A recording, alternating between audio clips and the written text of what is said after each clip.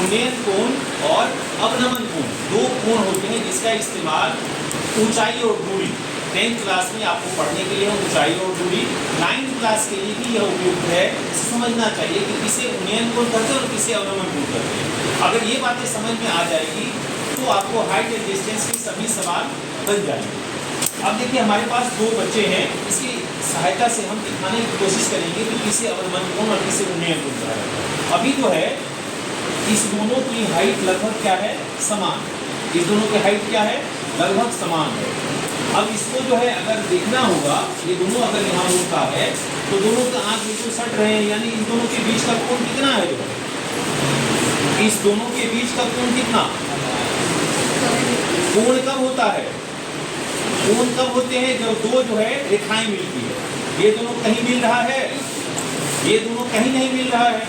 इसका क्या मतलब हुआ, इसका मतलब हुआ कि इस दोनों के बीच में कोई जुड़ाव ही नहीं है, यहाँ कोण बनेगा, यहाँ कोई कोण नहीं, यानी इस दोनों के बीच में 180। अगर हम वैसे करें तो पैरेलल लाइन है, ये कैसी लाइन है, पैरेलल। ये भी ऊपर बढ़ता चला जाएगा, यह भी ऊपर बढ़ता चला जाएगा।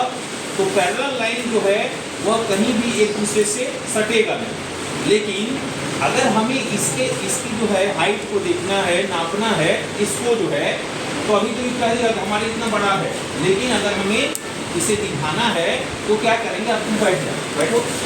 हाँ अब देखिए अभी जो है वो स्थिति बन रही है, ये इसको देख रहा है, ऊपर देख रहा है। तो यह जो इसका बेस है, यहाँ मान लो इसका सट रहा है, यहाँ से इसके आंखों को यह देख रहा है। यह व्यक्ति जो देख रहा है तो इसका बेस लाइन और इसके आंख के बीच का कोण, यह कोण क्या है, उन्नयन कोण। इस कोण को क्या कहते हैं, उन्नयन, है ना।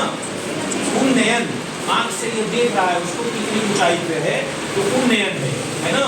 अब जैसे ही यह भी इसको देख रहा है, क्या कर रहा है, यह भी इसको देख रहा है, तो इसके है ना, इसके बीच में यहाँ से जो लाइन ड्रॉ हो रही है, ये लाइन इसके आंख और इसकी ऊंचाई, इसके बीच का जो कोण है, यह कोण कौन सा है, अवनमन कोण है। तो यह याद रखिए, ऊपर से जब हम किसी चीज को देखते हैं, तुम जिसको देख रहे हो तो तुम्हारे और तुम्हारे हाइट के बीच का जो कोण है वह क्या है, अवनमन कोण।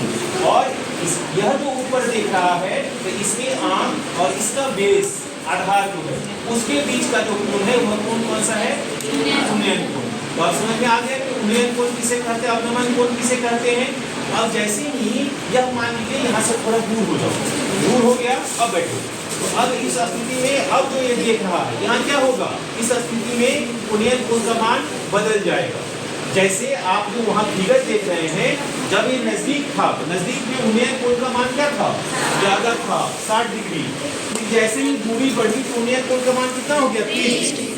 यहाँ पे यह पहले था, मान लेते हैं कि उस समय में अगर 60 डिग्री का कोण होगा, तो अब जो ये दूर आया तो इसका मान कितना हो गया, 30। ऐसे ही क्रमशः जो है अवनमन कोण और उन्नयन कोण